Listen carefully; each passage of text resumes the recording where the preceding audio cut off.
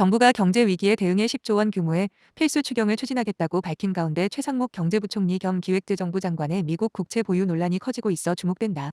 경제수장이 원화 가치 하락을 기대하는 투자를 벌인 상황이다.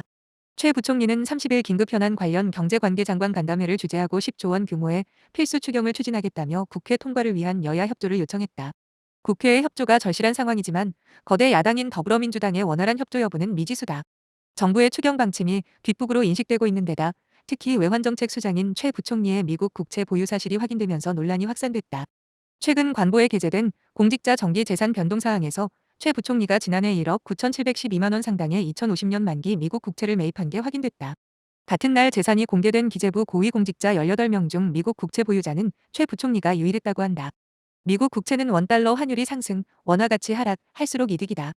최 부총리의 채권 매입 행태는 정부의 경제수장이 원화의 가치가 하락하기를 바라는 방식의 투자를 일삼은 셈이 된다.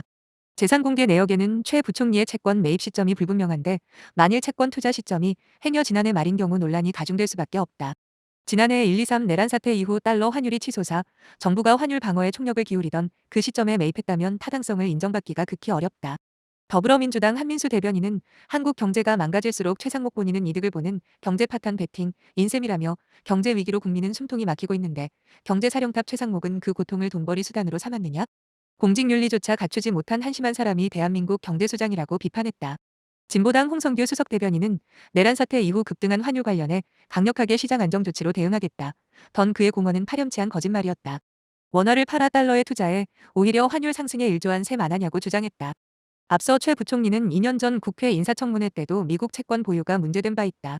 최 부총리는 당시 미국 국채 1억 7천만 원 어치를 사들였는데 당시도 달러 환율은 2023년 1월 1,200원대였다가 연말 인사청문회 시점 1,300원대로 치솟는 상승기였다.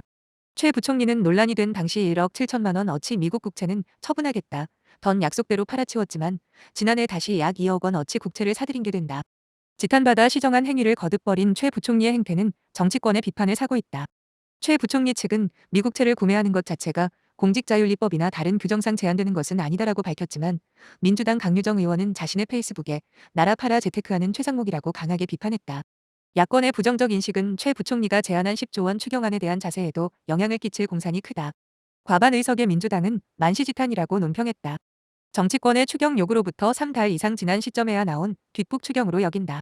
민주당은 추경을 뒷북 제출하면서 급하니 국회의 심사 과정은 생략해달라는 태도는 묵과할 수 없다는 경고도 내놓은 상태다. 다만 정부안이 목적에 부합하는지 민생경제 회복과 성장의 마중물이 될 수 있을지 면밀히 검토하겠다면서 협상 여지를 열어뒀다.